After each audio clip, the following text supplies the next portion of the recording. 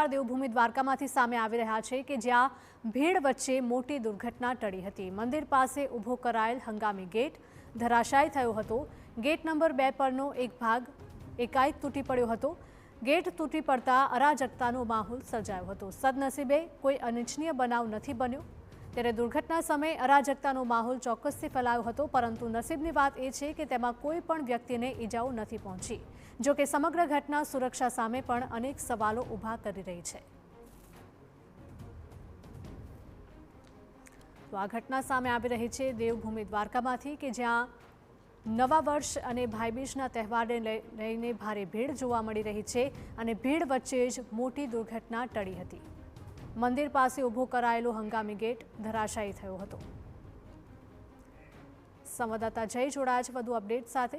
જય, જણાવશો કે આ ગેટ તૂટી પડ્યો હતો, પરંતુ કોઈ જાનહાનિના સમાચાર સામે નથી આવી રહ્યા। શું વધારે અપડેટ?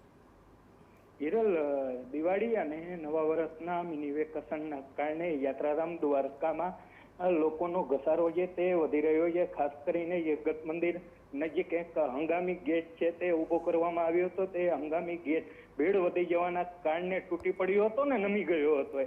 જો કે આ દુર્ઘટનામાં કોઈ જાનહાની નથી થઈ, પરંતુ આ જે મિની વેકેશન છે તેના કારણે યાત્રાધામ દ્વારકામાં લોકોનો ઘસારો છે તે જોવા મળી રહ્યો છે।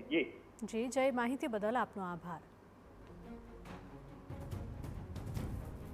તો દેવભૂમિ દ્વારકાથી આ દ્રશ્યો સામે આવી રહ્યા છે કે જ્યાં નવા વર્ષને લઈને ભારે ભીડ જામી છે અને તેવામાં એક હંગામી ગેટ ઊભો કરાયો હતો, તે ધરાશાયી થયો હતો।